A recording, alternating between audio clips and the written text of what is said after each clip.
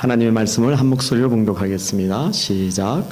하루는 제자들과 함께 배에 오르사 그들에게 이르시되 호수 저편으로 건너가자 하시매 이에 떠나 행선할 때에 예수께서 잠이 드셨더니 마침 광풍이 호루로 내리치매 배에 물이 가득하게 되어 위태한지라 제자들이 나와 깨워 이르되 주여 주여 우리가 죽겠나이다 한데 예수께서 잠을 깨사 바람과 물을 끄시어 이에 그쳐 잔잔하여 지더라.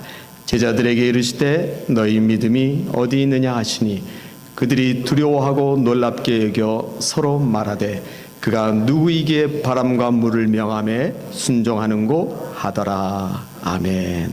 기도하겠습니다. 사랑의 하나님 아버지, 오늘 이 날을 구별하게 하시니 감사합니다. 하나님의 백성들을 하나님의 거룩한 전 앞으로 인도하여 주시사 오늘 이 자리에서 구원의 기쁨과 감격으로 하나님 앞에 예배하며 기쁜 찬미의 제사를 드리게 하심에 찬양과 영광을 올려드립니다. 부족한 종을 이 제단 위에 세우셨사오니 주의 숯불로 입술을 자갈 먹여 주시고 하나님의 거룩한 은혜의 통로가 되어지게 하여 주시옵소서. 예수님의 거룩하신 이름으로 기도하옵나이다. 아멘. 아멘.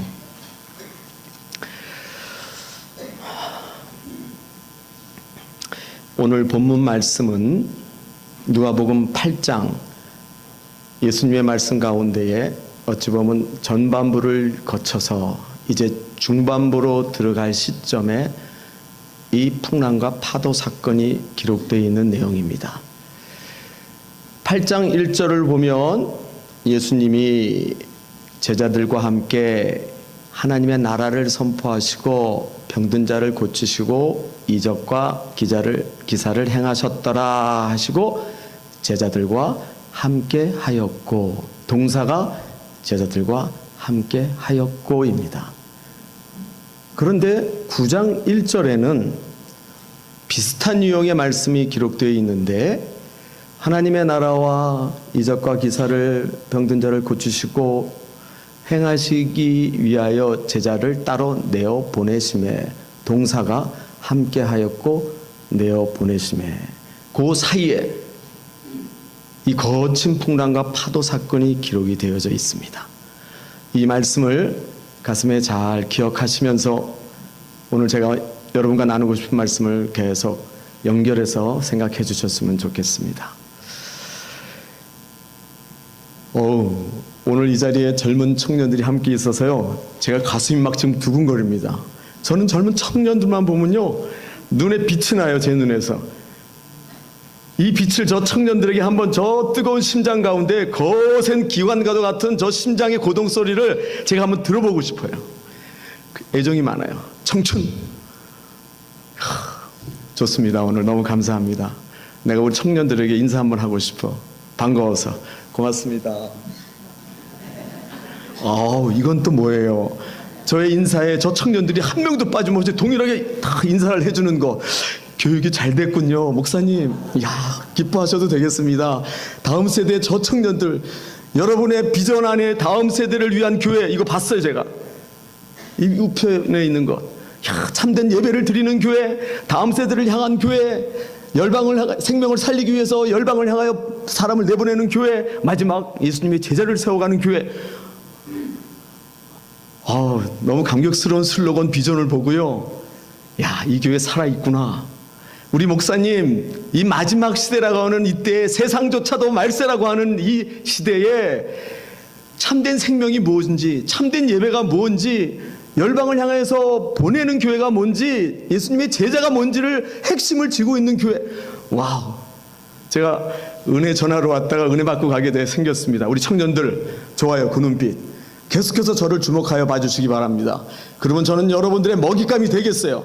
우는 사자가 먹잇감을 잡아먹기 위해서 그 시선을 집중하고 있는 모습처럼 저를 향해서 그 멋진 눈빛을 계속 지켜주신다면 저는 당당하게 여러분의 먹잇감이 되어드리겠습니다.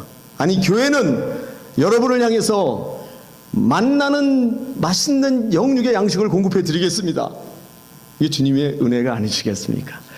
제가 캐나다를 처음 밟았을 때에, 에드먼턴 공항에 처음 내렸을 때 저에게 첫 다가오는 인상은 시험이었어요. 시련이었어요. 요즘 말로 고난이었어요. 무슨 얘기냐? 비행기가 딱 서는데요, 30분 동안 나가질 않는 거예요. 잘 알아듣지 못해서 멘트 어나운스가 나오는데 못 알아듣겠어요. 계속 기다리라는 거예요. 제가 많은 나라를 다녀봤지만 공항에서 비행기가 착륙하고 30분 이상을 기다려본 적이 없었어요. 누군가가 밖에서 기다린다고 생각하니까 더 조바심이 납니다. 그리고 나오는 순간에 내 가방을 꺼내려고 하니까 가방이 사라졌네요. 되지 않는 영어로 막 얘기하다가 거기에 있는 안내양의 도움을 받아서 바깥으로 나오는데, 비행기 안에서부터 영적 전투가 시작되었구나, 제 속으로는 이런 생각을 가졌어요. 그런 순간 톨게이트를 거쳐서 나오고 문을 탁 열고 나오는 순간 목사님과 한 집사님이 저를 맞이해 주시는 거예요. 선교사님 어서 오세요. 이게 에드먼튼의 첫 인상입니다. 그 순간 오늘의 메시지가 이거야 되겠구나. 어딘가의 목적지를 향해서, 무언가의 목표를 향해서 나아가는 순간 그 길이 황금길이 아니고 저를 초청해 주시는 그 교회의 기쁨을 맞이하기 이전에 어둠은 우리를 영락없이 공격하고 있구나 하는 것을 경험했어요. 누군가가 내 가방을 가져가 버린 거예요. 그러나 나오는 순간 목사님과 집사님의 환영의 미소와 함께 그때부터 문제가 풀려가기 시작하는데요. 인포메이션에 가가지고 여차저차 하니까 가방이 행방을 알질 못해요. 전화가 따라라 옵니다. 누군가가 잘못 가져갔다는 거예요. 찾았으면 됐다. 저는 오늘 이 자리에서 이 에드먼튼을 처음 밟고 경험시키신 그 하나님의 저에 주신 감동과 함께 여러분과 말씀을 나누려고 합니다. 여러분, 저는 오늘 이 자리에 서 있는 저의 정체성이 무엇이냐? 세계에서 가장 큰 교회에서 저는 지금 설교하고 있다고 자부심을 가지고 있어요. 왜? 제 안에 중국 14억의 영혼의 심장이 박동하고 있습니다. 오늘 저 서두에 저 청년들을 향해서 저 청년들의 거센 기관과도 같은 심장의 소리를 들어보고 싶다고 했던 이유는, 오늘 이 자리의 예배는 14억의 영혼과 함께 저는 여러분과 함께 예배를 드리고 있다고 생각해요. 세계에서 가장 큰 교회에서 저는 예배하고 있습니다. 이것이 저의 신앙의 정체성이고, 제가 어디를 가든지 주님을 부끄러워하지 아니하는 믿음을 갖게 된 동기이기도 합니다. 여러분, 이 가운데는 혹시 인류 70억의 영혼을 가슴에 품고 기도하는 분이 계실지 모르겠어요. 저는 이 베델 교회가 그런 정체성을 가지고 오늘 이 시대에 이 에드먼튼의 노뱀을 높이 든 것처럼, 승리의 깃발을 높이 든 것처럼 이 교회가 진리의 등대가 되어질 수 있기를 바라는 마음으로 오늘 말씀을 함께 나누고자 합니다. 하나님께서 저를 부르실 때는 특별한 부르심이 있었습니다. 그 부르심 가운데 첫 저를 훈련시키는 것은 평안의 훈련이었어요. 그리고 나서 최근에는 저로 하여금 계속해서 훈련시키시는데, 지금 최근 훈련시키시고 있는 내용은 사랑에 대한 훈련입니다. 예수님께서 유월절이 이름에 아버지를 가야 할 때가 다 되어서 제자들을 사랑하시되 끝까지 사랑하시니라. 예수님 마지막 십자가상의 공생에 마감할 그 시점에 우리들을 사랑하시되 끝까지 사랑하시니라 하는 이 말씀을 하셨어요.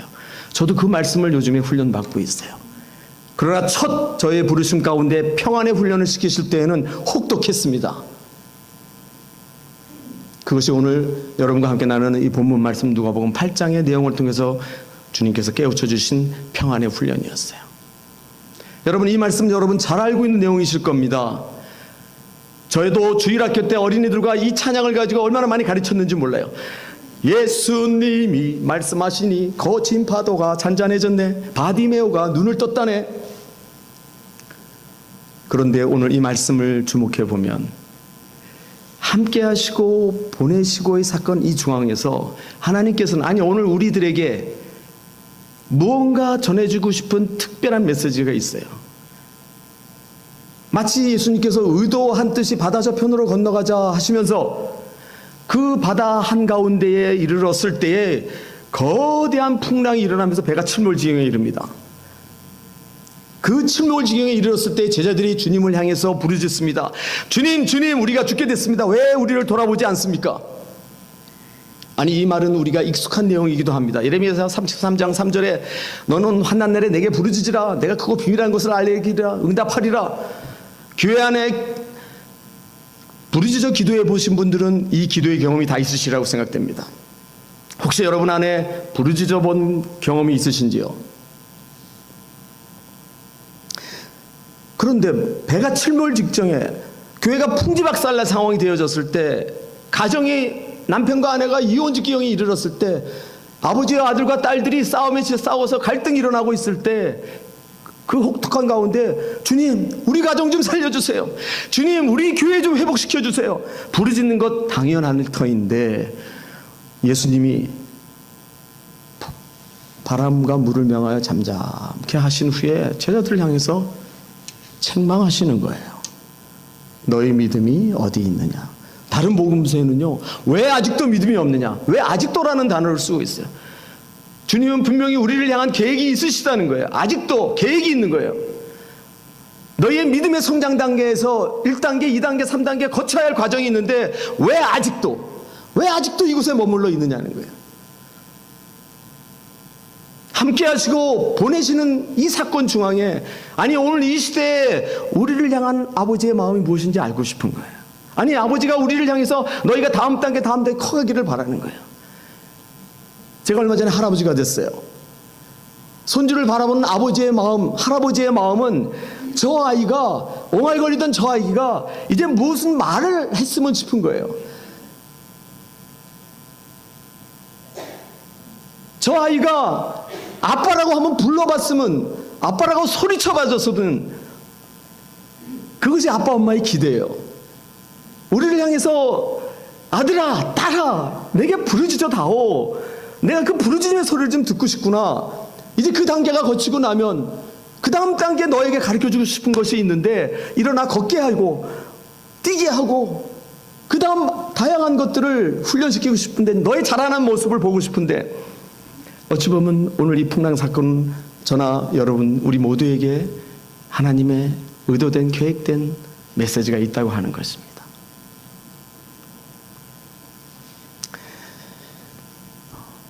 저는 지금 여러분 앞에 선교사의 모습으로 서 있지만, 저희 과거는 혹독한 시련의 시간이 있었습니다. 저는 하나님 앞에 40살이 되어서야 주의 종으로 부르심을 받았어요. 40살이 되었을 즈음에 아침에 초등학교 5학년 된 아이가 학교를 가는데 코피가 주르르 흐르는 거예요. 왜 코피가 나지? 겨우 솜으로 틀어맞고 학교를 보냈습니다. 그 다음날이 되는데 또 코피가 주르면 이상하다. 병원을 갔어요. 우리 병원에서 안 되겠습니다. 큰 병원으로 가라는 거야. 서울대병원으로 갔습니다. 병원 의사가 빨리 입원시키라는 거야. 그것도 격리병동 무균실, 저희 잠옷실처럼 유리로 별도로 설치되어 있는 무균실 안으로. 의사가 하는 말이 재생불량성 빈혈이래요. 재생불량성 빈혈?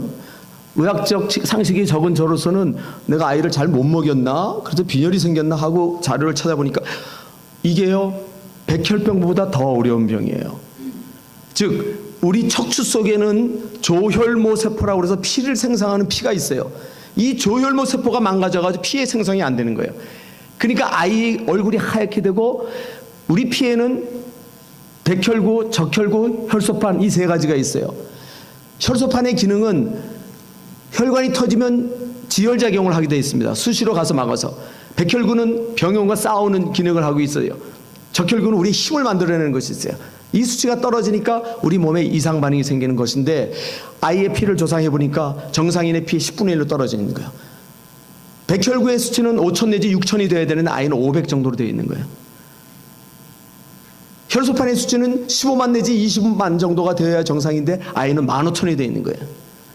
적혈구 헤모글로빈의 수치는 7에서 그 이상의 높은 수치로 갈수록 좋아요. 12, 15, 16 넘어가는데 아이는 1.5 이 정도 되지 않는 거예요. 그래서 지혈이 안 되는 거였어요. 이 아이를 살려보겠다고 그 순간부터 하나님 앞에 부르짖어 기도하는데요. 여러분 잘 아실 거예요. 저는 사실 침례교회하고 애정이 많습니다. 제가 청년회 때에 남서울 침례교회 이동원 목사님 있지도 않아요. 여러분 기억하시는 분이 계실 거예요. 제 80년대쯤 됐을 때 70년대 80년대 됐을 때 한국에요 부흥의 큰 바람을 일으켰던 것은 침례교단이었어요. 말씀 중심의 교회.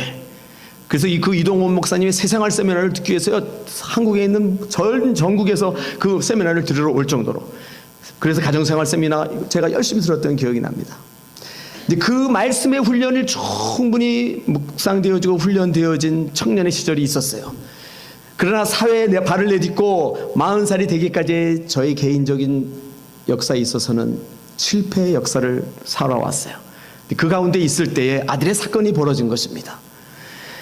그때 오산이 기도원으로 달려 들어갔습니다. 성경 속에서 무수히 경험했던 눈먼 자도 보게 하시고 안전뱅이도 일으키시고 죽은 자까지 살리신 하나님이 내 아들을 살려줄 것이라 하고 살려달라고 하면서요 그 수천 명이 모인 그 오산이 기도원에서요 저 뒤에서 벌떡 일어나가지고 하나님 내 이 믿음 보시고 내 아들 살려주세요.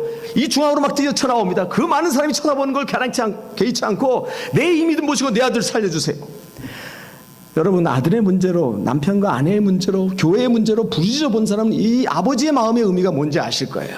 아니 부르짖어 본 사람이 없다면 어쩌면 여러분의 문제가 해결되지 않을 수도 있어요.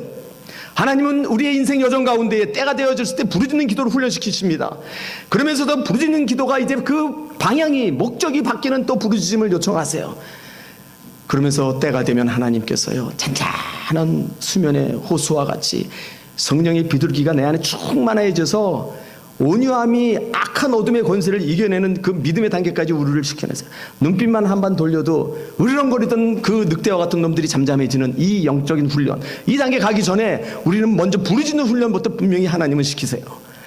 교회가 잠자고 있는 이유 부르짖는 기도의 과정을 거치지 않으면 이 놀라운 성령의 비둘기와 같은 성령 세례는 경험하기 어려우실 겁니다. 성령의 불세를 경험하지 않는 교회는 하나님 부흥의 선두에 세우지 않으세요. 저는 그것이 저희 개인적인 선교 현장에서 지금도 계속 경험하고 있는 부분이기 때문에 이 자리에서 강하고 담대하게 선포할 수 있습니다. 그 아들을 살려달라고 부르짖어 기도할 때에 다윗의 자손 예수여 나를 불쌍히 여겨 주시옵소서 하면서 그 부르짖는 그 병자를 향해서 내 믿음이 너를 낫게 하였다고 하는 그 음성을 듣고 싶어서 하나님 제 아들 치료해 주셨게요? 안 해주셨게요? 믿음대로 될지어다. 이 아들은요 치료의 방법이 없어요. 그 당시만 해도 백혈병 치료 방법이 있었어요. 그러나 아들은 유일한 치료 방법은 골수 이식이에요. 자기의 골수를 다 죽이고 항암 치료하듯이 자기의 골수를 다 죽이고 그 골수 속에 다른 사람의 건강한 피를 집어넣어서 다시 새 피가 생성케 되어지는 것. 골수가 맞는 사람이 없는 거예요. 우리나라에는요 골수 기증자가 7만에서 8만 명뿐이 안 됩니다. 근데 골수가 정확히 맞을 수 있는 확률은 20만 분의 1이에요. 하나님이 우리 인류 가운데 사람을 창조하실 때에 우리 피의 골수를 맞게 정확히 맞는 확률을 20만 분의 1로 해주신 것도 또한 이것도 은혜이기도 합니다. 근데 골수를 아무리 찾아봐도 없는 거예요. 가족 가운데 맞을 수 있는 확률이 50%인데 아무도 안 맞아요. 골수를 아무리 찾아봐도 없어요. 그때 제가 할 수 있는 방법은 오로지 부르짖는 방법뿐이 없었어요. 이 아들을 살려보겠다고 안 가본 곳이 없습니다. 그 당시에 중국이라는 곳에 재생불량성 빈혈 환자가 많아서 임상 사례가 많아요. 중국에까지 달려갔어요. 북경에 있는 어느 병원까지 찾아갔습니다. 그런데 더 놀라운 건 아들을 살려보겠다고 움직이고 내가 노력하면 노력할수록 아들의 수치는 더 떨어지는 거예요. 한국에 유명하다는 신유의 은사 있는 사람도 찾아다녔어요. 기도를 아무리 받아봐도 그 받을 때마다 오히려 수치는 더 떨어지는 거예요. 그러나 마지막 단계 하나님 저는 더 이상 할 수 없으며 저가 완전 탈진 상태 기진맥진한 상태가 되어서야 아들의 수치가 딱 스톱되는 거예요. 그때 기도원에 가서 부르짖어 기도하는데요 그 부르짖어 기도할 때에 하나님께서는 이 평화의 의미, 샬롬의 훈련을 시키지 전 단계에 저를 향해서 요청했던 것이 무엇이냐면 거룩의 훈련이었어요. 거룩. 이 평화라고 하는 것, 샬롬의 은혜라고 하는 단계에 들어가려면 이 거룩의 첫 단계의 첫 문이 열려지지 않으면 샬롬의 축복을 경험할 수 없다고 하는 이 거룩이 뭔지를 가르쳐 주시는데요. 부르짖어 기도하면서 막 부르짖어 기도할 때요, 그때 주신 말씀이 이 말씀이었어요. 이 말씀이었어요. 그런데요, 그 부르짖어 기도할 때에 저를 돌아보게 하시는데요, 그때 하나님께서 저에게 마음의 감동으로 강력하게 메시지를 주시는데요, 이 문제는 아들의 문제가 아니라 너의 문제다라는 거예요. 이 교회의 문제는 교회 누군가의 문제가 아니라 너 자신의 문제라는 거예요. 가정 안에 저 남편 때문에, 저 아내 때문에, 남편의 바람둥이 때문에, 아내의 짜증 때문에, 투정 때문에 더 이상 못 살겠습니다, 불평하고 원망하고 있는 순간 하나님께서는 그의 문제가 아니라 너의 문제라고 하는 거예요. 눈물로 통해 자복하면서 회개하게 하는데요, 제가 어린 시절에 동네 다니면서 개구장이 노릇을 할 때 동네 구멍가게에 두부를 손가락으로 폭 찌르고 도망갔던 것까지 생각나게 하시는 거예요. 내가 세상에 살면서 지었던 모든 죄들을 생각나게 하는데요, 중학교 시절에 아이들 초등학교 어린이 가르치라고 그 아르바이트로 갔다가 그 어린아이의 치마를 들쳐 올렸던 이런 부끄러운 일까지 다 생각나게 하시는데요, 십계명에 대한 것을 조목조목 생각나게 하시면서 제 안에 회개의 눈물을 먼저 주시는 거예요. 이 앞으로 뛰쳐나오면서 부르짖어 기도할 때 제 아들을 치료해 주지 않으셨어요. 그러시면서 저에게 아들의 문제가 아니고 너의 문제라 하면서 저를 회개케 시키시는데요, 40살이 되어서 이 일이 발생되어졌을 시점, 저는 청년회 때 아까 말씀드린 대로 교회에서 쟤만 같아라 했어요. 우리 목사님만 같아라고는 수준이 달라요. 우리 목사님 그때부터 거룩하셨던 분 같아요. 저는요, 위장된 거룩, 마치 사람에게 잘 보이게 해서 교회에 헌금도 잘하고 봉사도 잘하고 자랑하고 다니고 개척교회, 시골교회, 농어촌, 여름성경학교 봉사하러 많이 다녔지만 다른 친구들에게 나를 뽐내기 위해서 내가 이렇게 열심히 해야 이런 걸 자랑하기 위해서 본질이, 핵심이 달랐던 거예요.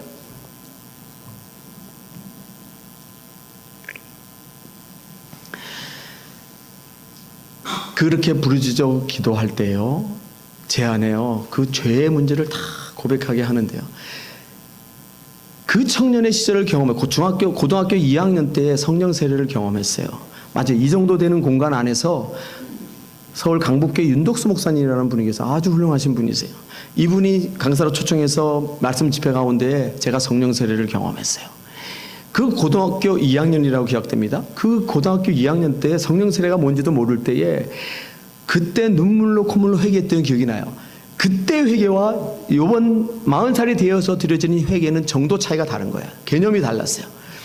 그런데 그때 쏟아지는 눈물에 절제할 줄을 몰랐는데, 고등학교 2학년 때 제 옆에 있는 한 여자아이가 오빠 울지 마 그러고 있을 때 제가 막 성경 앞에 있는 책을 막 찢으면서 내 마음을 찢듯이 막, 왜 그랬는지도 몰라요. 그때는 성령의 감동으로 저를 회개시켰던 그 추억을 가지고 있어요.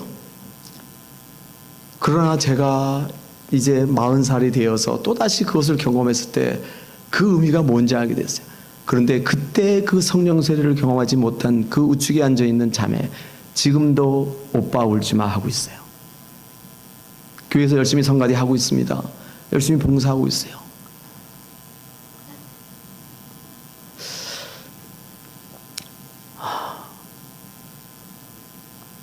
그러나 40살이 되어져서 대학을 들어가고 지난날 가난했던 시절을 거울 삼아 내가 이제 사회에 진출하면 열심히 돈을 벌어서 이제 고등학교 교회 어려운 전도사님들, 농어촌 교회 힘든 분들 헌금도 많이 하고 지원도 많이 해야 되겠지. 열심히 돈을 벌고 해서 이제는 뭔가 내가 나보란 듯이 살 거야. 사회에 발을 대학을 졸업하고 사회에 발을 딱 내딛는 순간 세상은, 사회는 그렇게 호락호락하지 않았어요. 청년의 시절에 그렇게 열심히 했던 경험이 있음에도 불구하고 주임이 되고 대리가 되고 과장이 됩니다. 이 지위가 올라가는 그 우월감, 그 재미, 이게 솔솔한 거예요. 오늘날 세상 사람들이 왜 그렇게 높은 지위를 탐하려고 하는지 그 맛을 조금 경험하게 하셨어요. 주임이 되고 대리가 되고 과장이 되니까 수입이 대기업에 다녔기 때문에요. 회사가 끝나기만 하면 회사 앞에 줄을 서 있어요. 주임님, 대리님, 과장님 식사하러 가시죠. 식사하러 가면 1차로 끝납니까? 2차, 3차, 4차. 4차까지 끝나고 나면 밤 2시, 4시가 돼가지고 소망교에서 종소리가 땡그랑 소리 들려오던 압구정동. 청년의 시절에 그렇게 열심히 신앙생활을 했음에도 불구하고 세상에 발을 내딛는 순간 그 어둠이 저를 공격해 오는데요. 그 물질로 저를 사로잡아 없는 것뿐만 아니라 저의 연약함을 마귀는 정확히 알고 있었던 거예요. 지난날 가난했던 시절, 이제는 내가 사회에서는 열심히 돈을 벌어서 나보란 듯이 교회를 섬기고 살겠노라고 마귀가 그걸 탁 고리를 낍니다. 뇌물이 들어옵니다. 뇌물을 거절할 수 있는 용기도 사라져버렸어요. 음란이 저에게 다가옵니다. 여러분 1차, 2차, 3차 여러분 접대를 받아보신 분들은 이해하실지 모르겠어요. 아니 이곳에 계신 분들은 접대 문화라는 걸 잘 모르실지 모르겠습니다. 한국은요 1차, 2차 넘어가는 순간 접대 문화는 세상이 그 경험할 수 없는 유혹으로 음란으로 우리를 몰아가게 돼 있어요. 여러분의 상상의 나래를 마음껏 펴줘도 좋습니다. 저희 젊은 시절은 그런 시간을 보냈어요. 그러고 있을 때 하나님께서는 아들아 돌아오라, 아들아 돌아오라 계속 말씀하셨어요. 고등학교 때 그 은혜를 경험했던 그 내 마음 중심에 연약해져 버린 진짜 촛불만큼이라도 성냥불만한 그 불빛이 저를 향해서 계속 말씀하고 계셨던 거예요. 아들아 이젠 좀 돌아오라, 돌아. 그러나 그때마다 하나님 이제 좀 더 벌고요. 우리 자녀도 공부하는데 문제 안 되고요. 교회 열심히 섬길 수 있는 재정적으로 풍성해지면 내가 젊은 시절에 주님을 열심히 살았던 그 사람을 다시 살겠습니다. 그런데 그런 핑계에 불과했어요. 한 달에는 교회에 있으며도 한 달에는 세상에 있는 이 세상의 즐거움을 놓기 싫어서 핑계였어요. 조금만 더 줄다리를 하고 있을 때 저는 지금 사실 건강한 모습이지만요 종합병원이에요. 안 가져본 병이 없어요.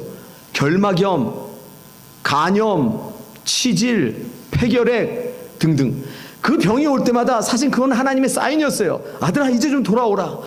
내가 너에게 성령의 감동을 아무리 말을 해도 네 마음의 거룩을 잃어버려서 너가 그렇게 내 음성을 듣지 못하는데 할 수 없이 마치 바로왕이 각양의 재앙이 들어와도 그러고 있을 때 마치 10번째 재앙 아들을 죽이는 사건에 가서요 그가 두 손 든 것처럼 저도 아들의 사건에 가서요 제가 두 손을 든 거예요.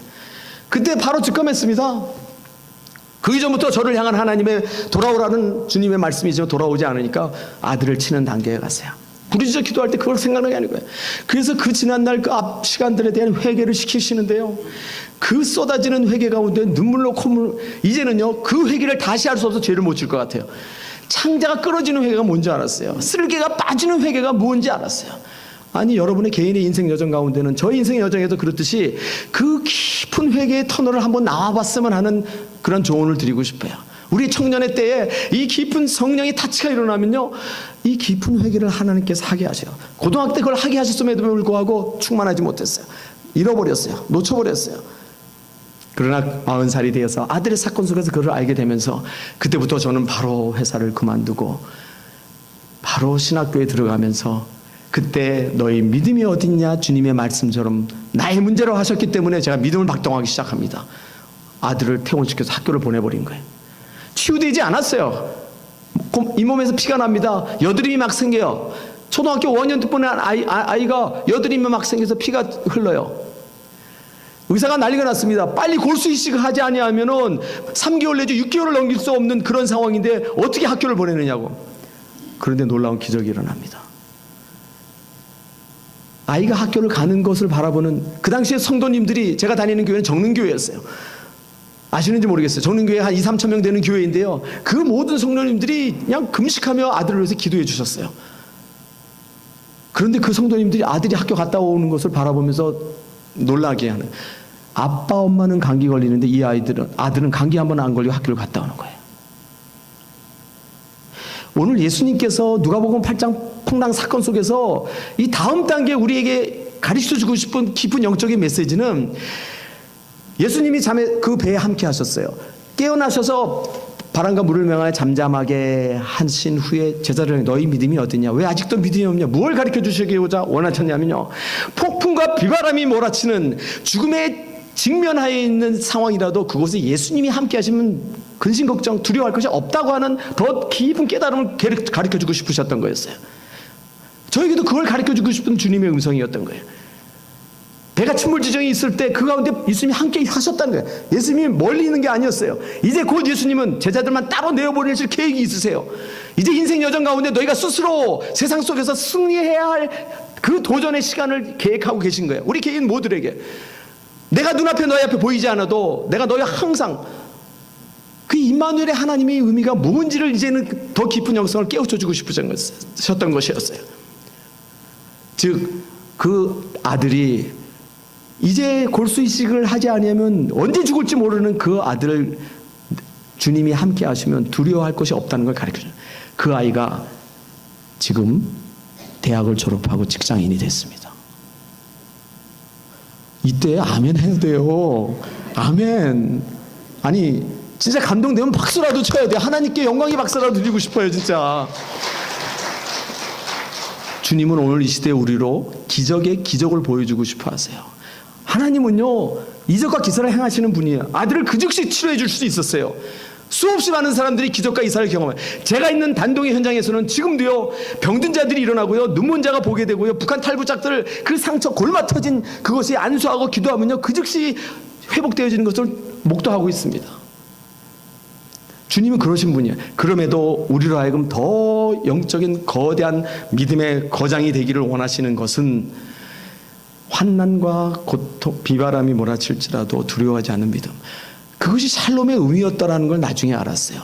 우리가 잘 아는 샬롬의 평안의 의미가 무엇이냐? 화창한 봄날에 차 한 잔을 마시는 것과 같은 화려한 교회 안에서 멋진 프로그램들로 화려한 것들로 풍성한 것들로 우리의 자녀들이 교육되어지는 곳에서 생활하는 것, 이것이 샬롬이 아니라는 거예요.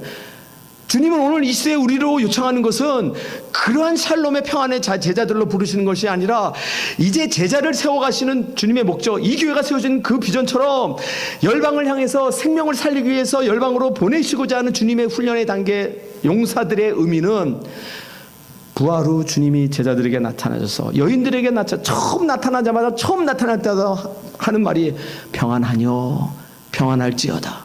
이 평안의 의미가 뭔지를 아세요? 사도 바울이 옥중서신과 목회서신을 쓰면서 그 첫 절 첫 구절에 항상 은혜와 평강이 너에게 있을지어다. 은혜와 긍휼과 평강이 너에게 있을지어다. 그 평강의 의미가 뭔지를 저는 최근에 아주 깊이 깨달아지는 거예요. 그 사도 바울이 옥중에서 평안할지어다 이 의미, 폭풍과 비바람이 몰아치는 가운데요 깎아내릴 듯한 절벽 가운데에 새끼 독수리가 엄마 독수리 날개 품 안에서 머리 하나만 내밀면 폭풍이 휘말려 죽음으로 몰아갈 그 직전에 그 폭풍과 비바람을 바라보면서요 엄마의 날개 품 안에서 안식을 누리는 거예요. 이게 평안인 거예요. 이게 로마의 병정들이 언제 잡혀갈지 모르는 제자들을 향해서 내가 지금 너희와 함께하니까 평안하뇨, 이거를 지금 물으시는 거예요. 아니 여러분의 교회는 지난날 그런 아픔이 어느 교회든지 그런 아픔들을 경험케 하세요. 왜? 모두가 하나님의 나라이기 때문에 어떠한 형태로 바뀌어지는 것은 중요하지 않아요. 그 가운데 아픔으로 부르짖어 고통하며 신음하고 원망하고 쓰라린 고통을 안고 눈물 지을지 몰라도 하나님이 그 순간 우리에게 훈련시키고자 하는 것은 그 거대한 폭풍과 같은 토네이도와 같은 그 아픔 속에서 평안하뇨 이 훈련을 시키는 거예요. 평안하뇨 훈련 가운데 갈라지고 헤어지고 잘려지고 그 상황에서 눈물 지으라는 것이 아니라 그곳에 주님이 함께 하시면 그 다음 단계 하나님이 계획이 있다는 거예요. 그 훈련 속에서 너희가 좌절하지 아니하고 두려워하지 아니하고 원망하지 아니하고 불평하지 아니하고 다음 단계를 향해서 이제 아들의 사건 속에서 하나님이 저를 부르실 때 왜 그 훈련을 먼저 시켜주는지 알았어요. 제 아들 하나님 치료해 주실 수 있었습니다. 그럼에도 치료하지 아니하고 그 상태에서 기적을 보이게 하신 거예요. 여러분 죽은 나사로를 살리는 주님의 기적 안에는요 기적이 있는 것을 여러분 혹시 캐치하셨나요? 나사로가 나오나, 죽은 나사로가 돌무덤에서 나옵니다. 살아났어요. 문제는 나온 후에 풀어주어 걷게 하라. 여러분 한번 생각해 보세요. 돌무덤 안에 세마포 동이로 동요맨 시체가 살아서 나오는 거예요. 어떻게 나왔겠어요? 다리도 다 묶여져 있어요. 어떻게 나왔겠습니까? 세상 사람들은 이걸 놓쳐요. 살아난 것 안에서 1차적인 단계, 하나님의 영성 안에는 우리 안에 그 다음 단계 놀라운 길이 풀어줘 걷게 하라는 의미가 뭐예요? 이제 나사로로 하여금 주님을 따라다니면서요 죽음에 충실한 종이 됩니다. 그가 어디를 가든지 그가 살아남을 고백하는 간증자로 걷게 돼요. 그의 사명을 줬다는 거예요. 풀어줘 걷게. 어둠의 죽음의 족쇄챈 것을 풀어줘서 이제 세상에서 내가 살았다고 하는. 요한복음 4장에 사마리아 여인이 주님을 만남으로 해서 그가 부끄러워했던 양동이 부끄러워했던 세상 사람들 안에서 달려가서 내가 메시아를 만나느라고 외치는 것과 똑같아요. 음란한 여인이 남편이 5명이나 되는 그가 그렇게 부끄러운 삶을 살았던 그음에도 불구하고 그 세상 사람이 자기를 다 아는 그 사람들, 저는 음란한 여인이야 모두 알고 있는 그들에게 부끄러워하지 않냐고 달려가서 내가 메시아를 만나느라고 선포하는 것. 풍랑사건은 그것이었어요. 그렇게 훈련을 시키신 하나님이 저로 하여금 단동으로 가라는 거예요. 제가 기도 가운데 하나님 어떤 기도를 하게 됐냐. 중국의 최초의 선교가 모리슨이라는 선교사예요. 그 모리슨이라는 선교사가 우리 대한민국보다도 100년 전에 그가 하나님 앞에 기도할 때 그도 저와 비슷한 과정에 하나님 부르셨더라고요. 하나님, 세상에서 가장 척박하고 가장 위험하고 가장 험난한 곳이 어디입니까? 나를 그곳에 보내주시옵소서 기도하실 때 모리슨이라는 선교사가. 그래서 간 곳이 중국이었어요. 마카오라는 곳을 통해서 중국의 최초의 선교사가 됩니다. 아니 저도 뒤늦게 40살이 되어서 부름받는 순간 그런 기도가 나오더라고요. 하나님, 이 세상에서 제가 가야 할 곳이 옵니까? 이제 뒤늦게 부름받은 만큼 가장 척박하고 위험한 곳, 내가 마지막 짧은 기간에도 헌신하기 위해서 죽으면 죽으랴 나가겠습니다 하고 기도할 때 중국 가라는 거예요? 단동을 가라는 거예요? 단동 그땐 잘 모르고 있었대요. 단동에 가서 사역을 하는 순간 하나님이 저를 특별하게 훈련시킨 이유를 알았어요. 단동에 가자마자 얼마 되지 않아서 독침 사건이 일어납니다. 연길, 장춘, 단동, 이제 북한에 문이 열려져서 많은 노동자들이 중국에 나오게 되는데 그 시점이 되면은 북한은 정확히 알고 있었던 거예요. 북한 사람들이 중국에 오면 가장 쉽게 먼저 만나는 것이 선교사들을 만나는 걸 다 알고 있었던 거예요. 그러니까 독심 사건이 동시에 같은 시간에 일으켜서 선교사들이 무서워 도망가게 했던 거예요. 아니나 다를까 독심 사건이 일어나자마자 단동에 있는 선교사는 그 즉시 이 독심이요 스파이들 쓱 지나가다 탁 바늘 같은 걸로 손으로 딱 찌르기만 해도 5초만 되면 그 직사하는 게 독심, 아주 강력한 독심이에요. 여러분 알죠? 그 김정남 그 독심 사건이라고 목에 이거 딱 독심 사건이라는 거 똑같아요. 아니나 다를까 독심 사건이 일어나자마자 선교사들이 전부 다 잠적해버립니다. 이런 위험한 곳에서 선교할 필요 없다. 상해, 북경 좀 더 안전한 곳을 전부 다 도주해서. 그때 제가 아들의 사건이 아니었다면 저도 마찬가지 똑같은 선교인데 좀 더 안전한 곳에 가서 오랫동안 선교해야지 도망갈 수 있었어요. 그러나 풍랑과 파도 사건을 경험한 저에게 도피할 수 있어요. 그러나 그곳을 도망가지 아니하고 그 자리를 지킬 수 있었던 것은 그 위험 상황이 주님이 함께 하시면 두려워하고 걱정할 것이 없다고 하는 그 훈련의 과정이 절대적으로 필요했던 거예요. 저는 그때 더 믿음이 발동합니다. 오히려 그 위험한 순간에 저는 한국 의사들을 초청했어요. 그래서 단동 그 압록강 변에서요 내보란 듯이 북한 사람들, 중국 사람 초청해서 무료 의료 행사를 딱 했어요. 그 믿음이 어떻게 나오는지 몰라요. 제가 한 게 아니에요. 하나님이 하신 거예요. 그리고 아들을 치료해 줄 수 있어요. 치료하지 아니하고 그 상태로 학교 생활을 하게 하면서 저에게는요 기도의 끈을 놓지 않게 하는 거예요. 마치 다림줄의 의미가 뭔지, 주님과의 팽팽한 다림줄의 의미가 뭔지. 아니나 다를까 제가요 아들을 향해서 사역을 향해서 조금이라도 게을리하면요 아들이 바로 전화가 옵니다. 아빠 몸이 어디가 아파 기도해줘. 10년이라는 생활 동안을 그 마치 벼랑에 줄다리기를 하듯이 주님과의 그 팽팽한 신앙의 관계, 내가 조금이라도 죄를 범하면 아니 저의 스타일을 너무 잘하셨던 거예요. 아들을 치료해주고 나면은 바로 너는 또다시 세상으로 돌아갈 것을 주님은 정확히 아셨던 거예요. 저의 연약함을 아셨던 거예요. 그러나 아들의 소식을 들으면서 늘 기도의 끈, 이 중보의 끈을 놓지 않는 훈련을 시키시면서 선교의 현장, 그 현장을 지키게 하신 거예요. 그 아들이 이번에 대학을 졸업하고 의사가 됐습니다. 책상에 한 시간도 앉아있을 수 없는 이 아이가요 하나님이 또 다른 자기처럼 연약한 누군가를 치료하기 위해서 하나님 의사 공부를 하게 하셨어요. 제가 내려놓고 하나님의 사명을 감당하니까 제가 돈 하면서 그 당시에 연봉이 10만 불 정도 됐어요.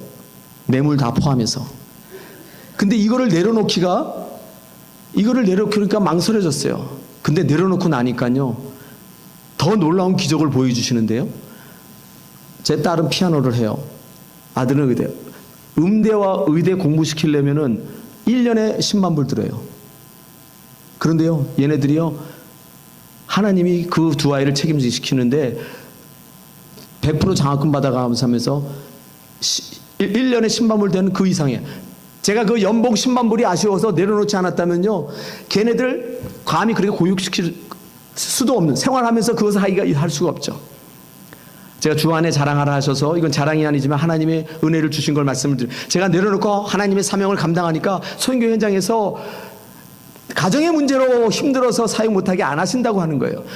내가 주님을 신뢰하고 주님이 나와 함께 하신다는 믿음을 가지고 발을 내딛으니까 내가 근심 걱정했던 가정의 문제, 자녀의 문제, 교회의 문제, 이걸 다 해결해 주시는 하나님, 그런 하나님이라는 것을 고백하기 위해서 이 말씀을 드리는 거예요. 그 아이가요, 대학을 졸업하고 미국에 유학을 갑니다. 줄리아드 음대 합격했어요. 대학원 석사. 그런데요, 줄리아드 음대 석사 역사상 대학원생에게 장학금 준 적이 처음이래요. 외국인에게. 대학원 학생들, 외국인 학생들 장학금을 줘요. 대학원생에게서는요, 돈 있는 사람이 오는 곳이기 때문에 유학생은 장학금을 안 줍니다. 그런데 3,600만 불, 아니야.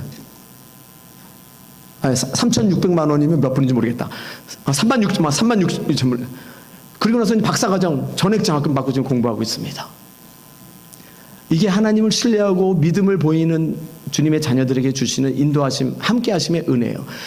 잘 되고 잘 먹고 잘 사는 축복, 이걸 저는 지금 얘기하고 있지 않습니다. 그러나 제가 발을 내딛은 그 환경에서는 역시 지금도 척박하게 사역을 감당하게 하세요. 뒤늦게 사역에 부름받은 만큼 어느 교회 가서 선교사 파송해 주세요, 한 번도 얘기한 적이 없어요. 뒤늦게 주님이 나를 부르셨다면 선교 현장에서 저를 인도해 가실 것을 믿고 확신하고 발을 내딛고 사역을 하는 동안 지금까지 돈이 없어 사역을 못 해본 적 한 번도 없어요. 자녀들 학비 문제로 걱정해 보게 한 적 한 번도 없어요. 야, 내가 모든 걸 내놓고 신뢰하고 앞을 보고 달아가니 저희 먼저 그의 나라를 의를 구하는 것이 무엇인지를 알게 하셨어요. 자, 이제 함께하며 임마누엘의 은혜를 알게 하신 그 하나님이요, 제가 선교 현장을 가는 곳곳마다 하나님이 함께 하심을 보여주시는데요. 아니, 저는 여러분의 인생 가운데 이걸 좀 경험했으면 좋겠어요. 냉랭한 신앙생활을 하는 것이 아니라요, 지금 나 같은 부족한 이 존재 안에도 하나님 나와 함께 하시는구나, 이것을 좀 경험해봤으면 좋겠어요. 아니, 경험하고 계세요. 거룩이 무너져버렸기 때문에 그걸 깨닫지 못하는 거예요. 거룩이 회복되어지니까 성령이 물밀듯이 내 안에 들어오는 것을 경험하는데요, 성령이 내 안에 충만한 것을 경험하는데요, 그때 방언이 나오기도 시작하고, 방언의 기도를 나오기도 하시고요, 그때 치유의 은사가 나타나는데요, 저를 통해서 얼마나 많은 사람이 치유되는지 몰라요. 아니, 이것은 믿음의 자녀들에게 하나님이 모두에게 주고 싶은 축복 중에 하나예요. 여러분이 자녀를 위해서 문제를 놓고 손을 놓고, 아빠가 자녀의 아픔을 위해서 손을 놓고 기도할 때 이건 믿음을 보이라는 거예요. 쑥스러워서, 부끄러워서, 거룩 얌전한 신앙이 좋은 신앙, 이렇게 훈련되어진 단계 필요해요. 그 다음 단계로 넘어가야 할 부분이 있어요. 그건 그 다음 단계의 문제예요. 주여 주여 내가 듣게 됐나 부르짖는 기도 다음에 얻을 하나님의 축복이 그 다음 단계예요. 이거 경험하지 아니하고 조용히 냉랭하고 하나님 우리의 몸속을 다 들으세요. 내가 묵상하는 것까지 다 아세요. 당연히 아시죠. 그러나 아버지께서는요, 저 아이가 옹알이에서 그 다음 단계 아빠 부르짖기를 원하세요. 왜? 복의 의미를 알게 하시기 때문에. 천둥과 비바람 속에서도 내가 너와 함께하고 세미한 음성 속에서도 너와 함께한다고는 이 모든 임마누엘의 하나님의 의미가 뭔지, 그래야 마태복음 28장 마지막 지상 명령이 의미가 있거든요. 내가 세상 끝날까지 너희와 함께 하심이라는데 성령을 보내주는 의미가 있거든요. 지금 성령 시대예요. 교회 시대예요. 이 성령 시대에 하나님이 함께함의 의미, 중국 현장의 그 모습을 잠깐 여러분에게 소개하려고 합니다. 첫 영상 한번 보내주시겠습니까? 제가 중국에 가서 선교를 할 때에 제 아내와 함께 백두산을 올라갔어요. 중국의 지도자들과 수도편을 끝들어 선교 현장에 올라갔어요. 백두산에 올라가니까 비가 막 내려가지고 구름이 꽉 져 백두산 천지가 안 보여요. 백두산에 올라가는 이유가 천지를 보기 위해서 올라가는데, 백두산 100번 올라가서 2번 본다고 해서 백두산이라고 그러는 재미가 있어요. 백두산이 그런 의미가 있어요. 백두, 머리가 꼭대기가 항상 하얗기 때문에 백두산이라고 그래요. 실제적인 의미는. 왜냐? 겨울이 길고, 또다시 에드먼튼처럼 겨울이 길다고 얘기 들었어요. 또 화산재로 인해서요, 여름에도 꼭대기가 하얗게 보여요. 그래서 백두산이라고 그래요. 그러나 우리는 이상하게 저 백두산은요, 천지는 아무에게 잘 안 보여주시더라고요. 진짜 믿음으로 기도하는 사람들만이 가서 보는 것처럼 그런 곳이었어요. 아니나 다를까 저희가 올라갔을 때도 학생들하고 같이 그 올라가서 하는데 그 천지가 안 보이는 거야. 근데 거기에 왔을 때 거기 있는 중국에 있는 첫 전도하는 내용입니다. 여러분 쉽게 보여지는 부분일지 모르지만 백두산 천지에 사법경찰들이 꽉 깔려 있어요. 그 다음에 북한하고 반은 북한이고 반은 중국이에요. 그래서 북한 총 들고 북한 군인이 딱 서 있는 곳이에요. 저 자리는. 그래도 천지를 못 보니까 저 처음 온 사람이 복음을 전하는데 어떤 믿음이 저걸 복음을 전하게 했는지 몰라요. 무슨 용기로 전했는지. 거의 사법경찰들 쫙 깔려있고 저기서 뭐 프랑카드를 핀다든가 무슨 전도행위를 한다면 바로 잡아갑니다. 그런데 그걸 하나님 보호하셨어요. 저기서 사형들 저분들이 처음 예수에 대해서 전혀 모른대요. 그래서 예수에 대해서 복음을 전하는 거야. 그러고 나서 저분들과 함께 찬양을 하는데요. 그 순간요, 찬양을 하는 순간 하늘이 쫙 열리는 거예요. 마치 예수님 풍랑과 파도를 잔잔케 하죠. 하나님의 사람들에게는 자연까지 동원하셔서 우리를 함께 하심을 보여주시는데 이것이 어떤 이적과 기사를 보여주는 것뿐만이 아니라 자연까지도 함께 하시는 경험을, 저에게는 특별히 자연 속에서 많은 것을 함께함을 보여주셨어요. 그 모습의 영상입니다. 보시죠. 소리를 좀 크게 해주시고요.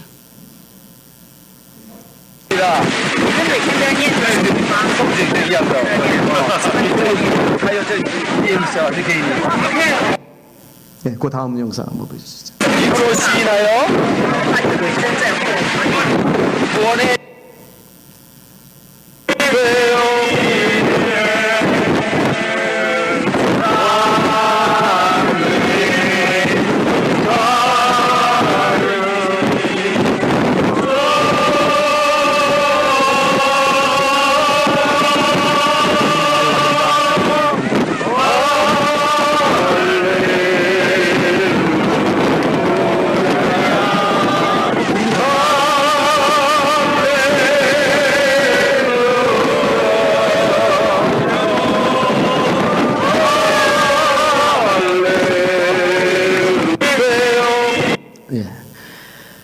제가 중국의 첫 땅을 밟고 백두산을 올라갔을 때 자연 속에서 저와 함께 하신 하나님을 경험하게 하시는 순간이었어요.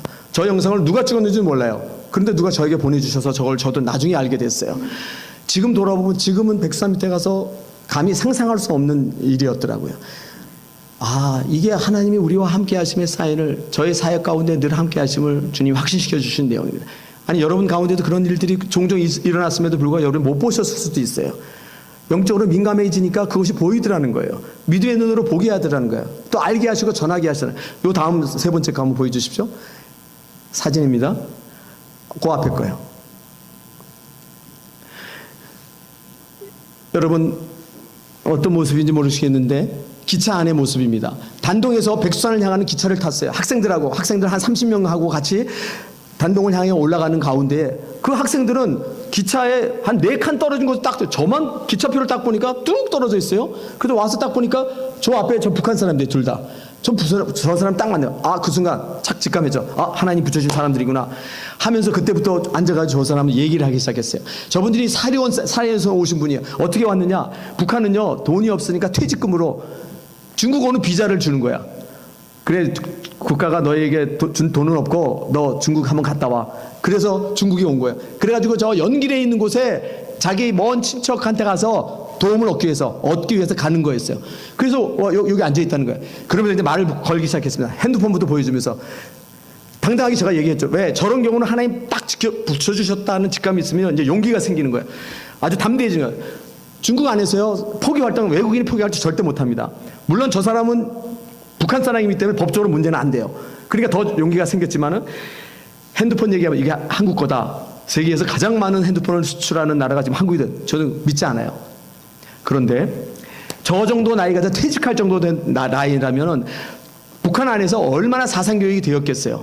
그 사상, 주체 사상 아니면 그 교육된 것이 무너지기가 쉽지 않습니다. 그런데 그 다음에 제가 얘기한 게 내가 북한 사람들에게 보내기 위해 저희가 하고 있는 사역 중에 하나가 약을 보내는 사역도 해요. 폐결핵. 북한에는 폐결핵이 굉장히 많이 생겨요. 폐결핵은 걸렸다 무조건 죽음이에요. 우리는 지금 약이 좋아져서 폐결핵 걸리면 다 치료됩니다. 거의 100% 치료되는데 북한은 폐결핵 걸리면 먹는 게 부실하죠. 약이 없어요. 그래서 그냥 사형과 같아요. 그래서 내가 저번에 얘기하기를 내가 북한에 보낼 수 있는 약 2사람 고칠 게 있는데 무료로 드릴 테니까 폐결핵은요 잘 먹어야 고치는 약이에요. 그래서 B콤이라는 영양제가 같이 꼭 주게 돼 있어요. 전해주려고 하니까 저 우측에 있는 부인이요 눈물을 핑 하면 흘리는 거예요. 내가 내 딸 폐결핵 약 구하러 왔다는 거예요.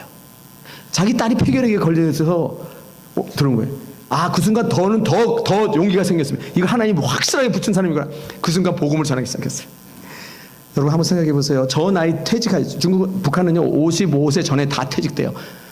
왜냐하면 늦게까지 할 수가 없어요. 북한은. 그런데 하는데 저 자리에서 복음을 전했습니다. 저 자리에서 무릎 꿇고 회개 기도 받고 영적 기도를 받았어요.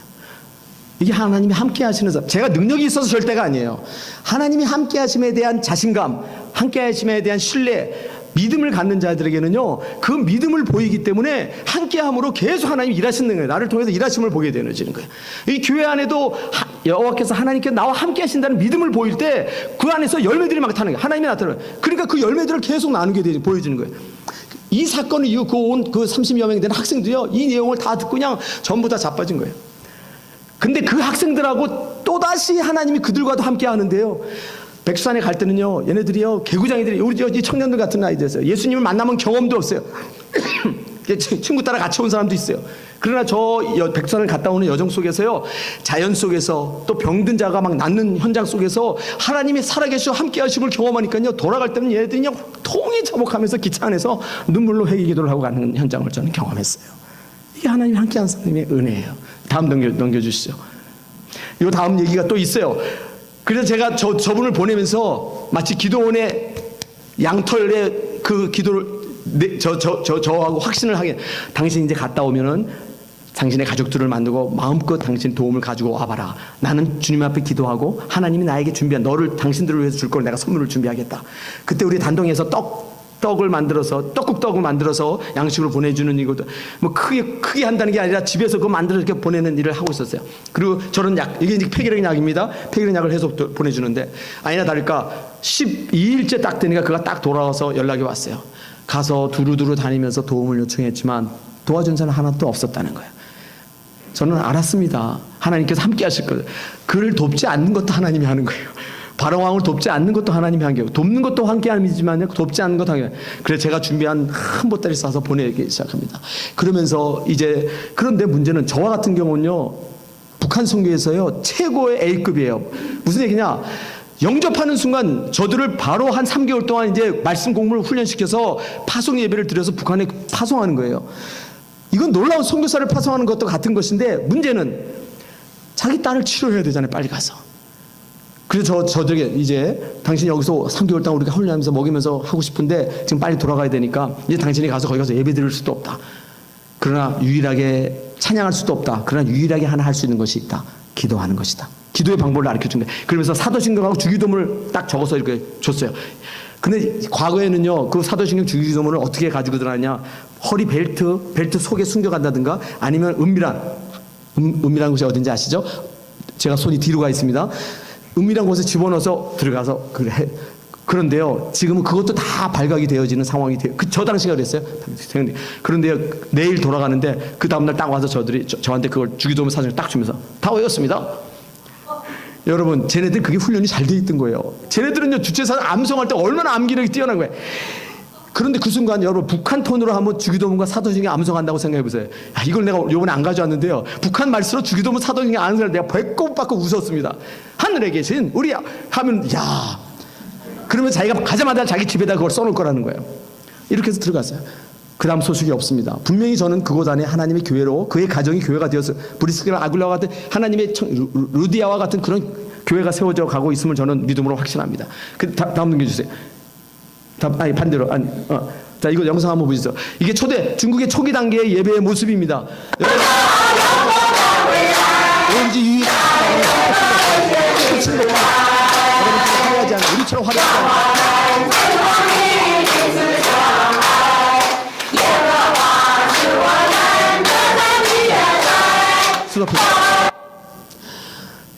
한 20명이 되어 보이나요? 진짜 마가의 다락방 교회와 같은 곳이에요. 후미진 은밀한 곳에 저렇게 예배를 드리는데, 그래도 저 가운데 구별해서 찬양 드리겠다. 성가대도 빨간 옷을 입고 다 예수님의 보혈의 피로 덮는다는 의미로 옷을 입고 예배 드리는 모습이에요.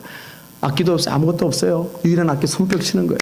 하나님이 저 교회를 기뻐하셔서 저 교회를 축복하시는데요, 저 교회가 어떤 교회가 되냐 한번 보세요. 넘겨주세요. 3년 만에 함께 하시면, 하나님 함께 하시니까 이거는 그 옆에 있는 또 다른 교회 한 산 꼭대기에 있는 교회의 모습입니다. 저들이 예배하는 모습 보십시오. 마치 초대교회 모습일 거예요. 강의상도 없어요. 회칠한 벽이에요. 그곳에서 예배하는 모습 들어보세요. 한번. 소리가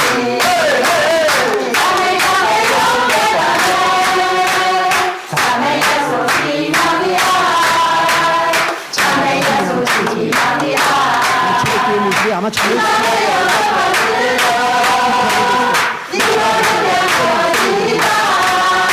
음식도 없어요. 일하는 저희들이 땅속아 하나하나 보일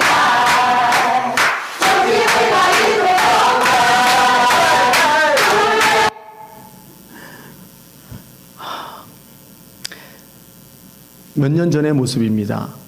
하나님이 대한민국 선교사, 중국에 있는 우리 조선족 동포들을 통해서 중국 한족 13억, 그 당시에 13억이었어요. 13억 인구의 복음의 부흥을 일으키시는 초대교회 현장과 같은 모습이에요. 그 다음 등 연결해 보십시오. 여러분 많이 봤던 그림일 거예요. 아이들 모여서 여름 성경 하는 모습이죠. 뒤에 보면은요, 문화 강좌, 여름 성경을 쓸 수가 없어요. 교회 안에서 저렇게 아이들이 모여서 이건 불법이에요. 중국은요 18세 이하에게 종교 행위를 하면 불법이에요. 그럼 교회 폐쇄, 지도자 감옥 가고, 지금은 뭐 감히 상상할 수도 없는 상황이 되어버려. 더 억압받는 상황이 되어졌지만 중국의 아이들하고 한국에 있는 아이들하고 같이 친구 사귀면서 여름 성경학하는 거예요. 중국의 아이들만 따로 할 때에는요 뭔지 몰라, 방향성이 없어. 한국 아이들 함께 곁들여서 여름 성경학의 의미를 가지고 함께 뛰어노며 찬양하고요, 함께 어우러지는 모습을 훈련하는 거예요. 그러면서 한 친구가 돼요. 개인적으로 친구가 됩니다. 개인적으로 서로 연락합니다. 모르는 중국어를 한국 학생들이 공부해서 그 친구에게 복음을 전해요. 이 일들이 지금 일어나고, 이렇게 해서 초기에 중국의 부흥이 막 일어났어요. 넘겨주세요. 그 다음에 아까 이거 박수치면서 했던 교회에 어른들 어버이날 앞에 꽃 따라주면서 선물 전달, 이렇게 성인 이렇게 늘어났어요. 어른들만 이 인원이 됐어요. 그게 3년 전입니다. 다음 넘겨주세요. 세례 성찬 세례 받는 사람, 첫 세례 받는 사람, 매 부활절 때, 매 성탄절 때 세례를 줍니다. 지금 부흥이, 하나님의 부흥의 바톤을, 대한민국의 부흥의 불씨를 중국으로 넘겨서 지금 부흥이 일어나고 있어요. 누구 개인이 하는 게 아니에요. 하나님의 부흥을 그렇게 이끌어 가세요. 넘겨주세요. 이제 그 성가대가 저렇게 인원이 늘어났습니다. 이런 예배를 드립니다. 추수감사절 예배 드리고 있는 거예요. 네, 넘겨주세요. 자, 이 모습은요, 여러분도 감격스럽죠? 3년 사이에 이 교회가 됐다는 걸 가리키는 게 아닙니다. 아까 그 빨간 옷 입고 성가 찬양하는 그 단계가 그 같은 교회고요. 이 교회는 지금 심양에 있는 동관교회라고 하는 곳이에요. 존 로스 목사님이라고 하는 분이 최초의 한글 성경 누가복음, 요한복음을 번역한 곳이에요.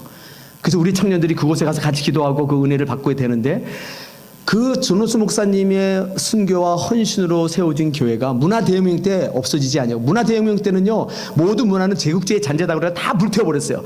교회를 다 폐쇄했어요. 그럼에도 불구하고 선교사, 순교의 피가 뿌려진 교회는요, 하나님 저렇게 보존하셨어요. 저렇게 보호하셨어요. 그래서 저 교회가 3만 명의 교회가 되는데, 저게 주일 예배가 아니에요. 아침 예배예요. 매일 아침 7시만 되면요, 저들이 저렇게 꽉 교회를 채워서 예배를 드립니다. 1시간 찬양해요. 1시간 말씀을 공부해요. 그리고 회사로 출근하는 거예요. 아침 7시에 가서 예배 드리고 2시간 동안 예배 드리고 회사에 가서 일하는 거예요. 지금 중국에 저런 부흥이 일어났어요. 저와 같은, 저를 특별하게 죄 가운데서 건지셔서 보내셔서 임마누엘의 하나님 뭔지를 깨닫고 믿음을 선포하는 그 발걸음을 통해서 무수히 많은 선교사를 통해서 지금 중국 부흥이 저렇게 일어나고 있어요. 여러분이 이 머나먼 캐나다 에드먼턴에 계실지 모르지만은 여러분의 기도 안에 저를 통해서 기도해 주신 은혜가 열매를 맺어 가고 있다는 사실을 저는 전달하고 싶은 거예요.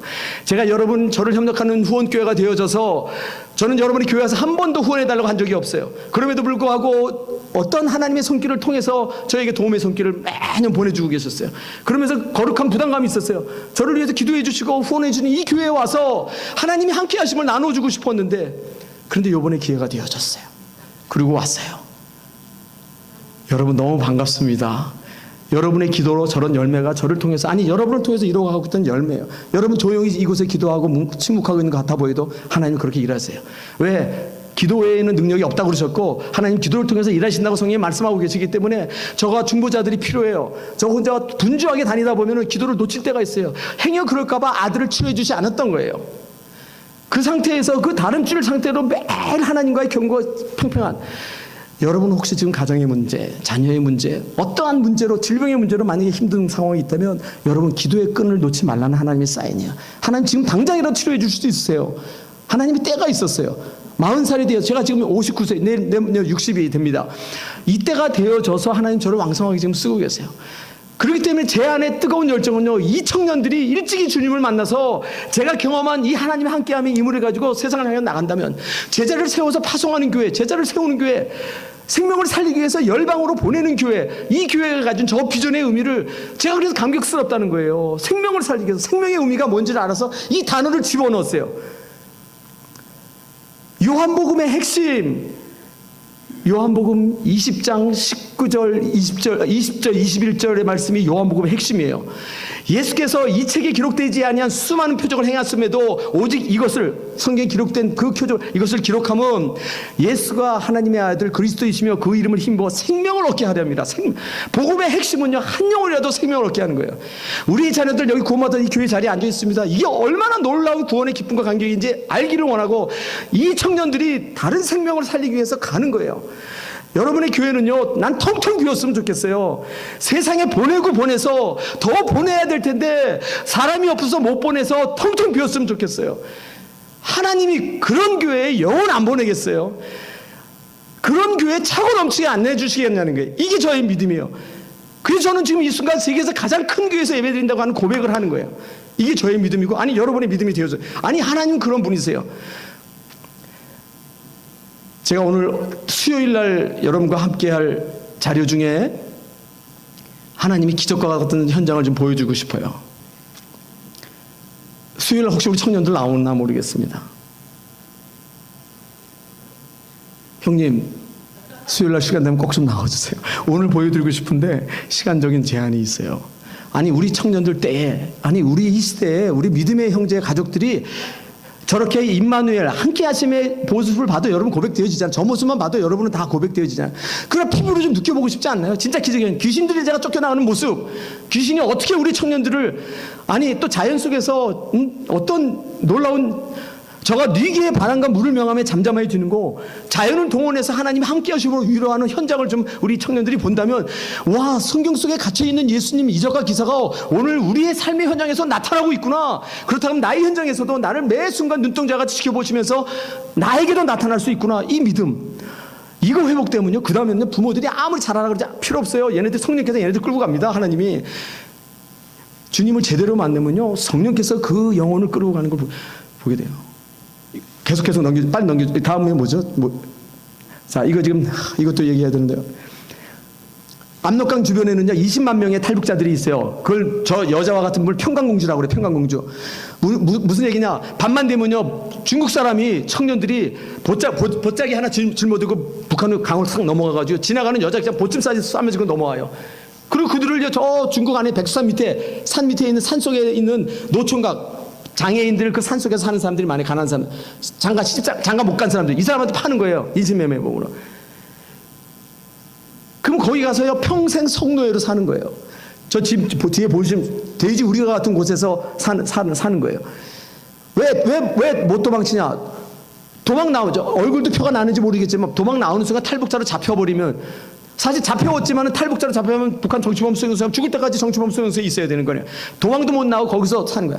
그런데 거기서 성노예로 살다가 원치 않는 저 아기가 태어나는 거죠. 가운데 있는 저 아이 있잖아. 아기가 태어나는 거예요.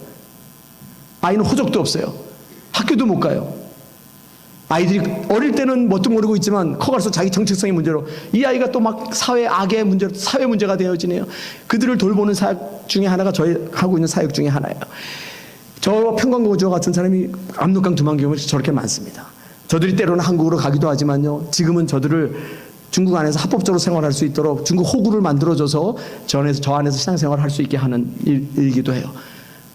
넘겨주시죠. 이게 지금 여러분 꽃제비 얘기 많이 들어봤죠. 북한 아닙니다. 북한 안에 꽃제비 고아들, 저런 고아들이요 북한 안에 들어가서 장마당에 가서 막 구걸하면서 다니는 아이들이에요. 산속에 모여서 저희들이 떡국이나 과자를 의복을 보내주면 그걸 받아서 저렇게 산속에 있는 토굴 같은 저런 데서 살아요. 저들이 주님을 만납니다. 저 어린아이들 지금 예배드리는 한번 보시겠어요? 우리 청년들 지금 옷 잘 입고 아주 멋있지만 여러분들 부모님 은혜로 이렇게 아름다운 교회에서 예배하고 있어요. 믿음의 자녀의 축복이에요. 미국이 받고 있는 축복이고 캐나다가 받고 있는 축복이 있어요. 그러나 여러분 이 은혜 가운데 저들을 위해서 꼭 기도하는 믿음의 형제가 되기를 바라는 마음이 있습니다. 다음 거 보세요. 예배하는 모습입니다. 저들이 뭐 알겠어요. 매일 굶주린 가운데 있으면서도 그 누룽지 가루 몇 개 보내준 걸 가지고 감사하면서 예배하는 모습이에요. 다음 단계 주세요. 탈북자. 여러분 사진으로도 표가 날 거예요. 아무리 제가 옷을 이제 좀 챙겨서 입혔다 하더라도 지금 탈북해서 넘어오는 사람 지금 조선이라고 쓴 거 보이시나 모르겠습니다. 백두산 쪽에서 이렇게 위장해가지고 지금 이렇게 하고 있지만은 선글라스 꼈지만은 북한 사람처럼 좀 보이죠? 얼굴은 표가 나요. 아무리 해도 어쨌든 저렇게 해서 탈출시켜서 저들이 지금 백두산 밑에 송강하라고 하는 곳 또 집안 등등 이런 곳에서 숨어서 생활하고 넘겨주세요. 예, 제가 이건 중국에서 하고 있는 신학교 학생들 모습입니다. 말씀을 가르쳐 저들은 이제 지도자로 세우는 교회를 개척하는 일 넘겨주세요. 저 서 있는 사람이 북한 사람입니다. 신학 공부하면서 저들을 다시 이제 또 북한으로 파송할 계획을 가지고 있기도 합니다.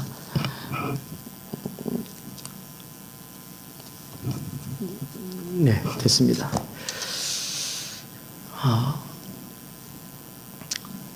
모르겠습니다. 저의 설교가 화려하지도 않습니다. 아니요, 세련되지도 않았을 거예요. 그러나 저의 감정, 저의 마음을 전달하기에는 충분했으리라고 생각되어집니다. 제가 여러분 앞에 자랑할 이유도 없고 또 저를 드러낼 이유도 없지만 하나님이 저와 함께 하심의 은혜, 하나님이 다 이루셨다 하는 고백을 여러분에게 드리고 싶고 여러분이 가지고 있는 이 비전, 세우신 이 목표, 이것이 살아있었으면 좋겠어요.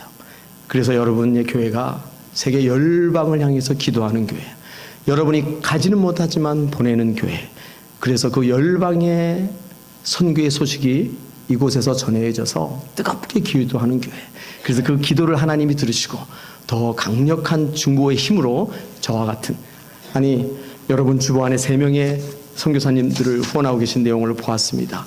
그 선교사님들이 여러분의 기도를 받고 선교 현장에서 죽음은 죽으리라 승리하며 오늘도 복음을 전하는 아름다운 열매가 맺어질 것을 믿습니다. 계속해서 기도해 주시고요. 이번 수요일 날 사랑하시되 끝까지 사랑하시는 일의 의미와 함께 여러분과 한 번 더 만났으면 좋겠습니다. 기도하겠습니다. 폭풍과 비바람 가운데에 평안의 지혜를 가르쳐 주신 주님, 감사와 찬양을 올려드립니다. 오늘 이곳 베들교회 모든 믿음의 성도들에게 종의 섬김으로 모든 관계에서 성공하게 하시고 거룩하신 하나님의 임재를 경험함으로 날마다 승리하는 예배자로 서게 하여 주시옵소서. 오늘 이곳 이 예배가 성공적인 예배가 되어지는 것은 오늘 이 예배 가운데 하나님의 임재를 경험하는 것이오니 아버지여, 이 자리에 머리 숙인 모든 하나님의 거룩한 백성들마다 하나님의 임재를 날마다 경험하게 하시고 주님께서 각 가정마다 허락하신 아름다운 분깃들을 누리며 살아가는 주님의 거룩한 가정으로 축복하여 주시옵소서. 그리하여 우리의 자녀들이 대를 이어서 믿음의 유업을 이어가는 복된 역사를 베풀어 주시오며 그들의 기도가 의인의 간구함이 되어져서 하나님의 나라를 확장시키는 그 주인공이 되게 하여 주시옵소서. 예수님의 거룩하신 이름으로 축복하며 기도하옵나이다. 아멘. 아멘. 축도도 해주시죠. 네.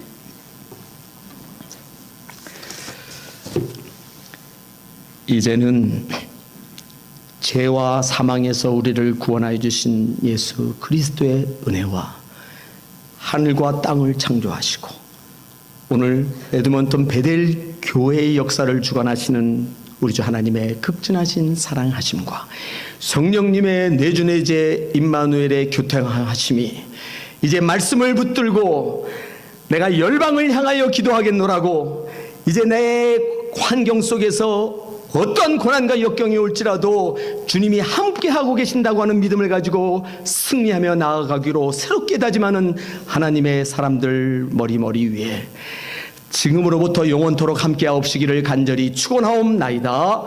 아멘.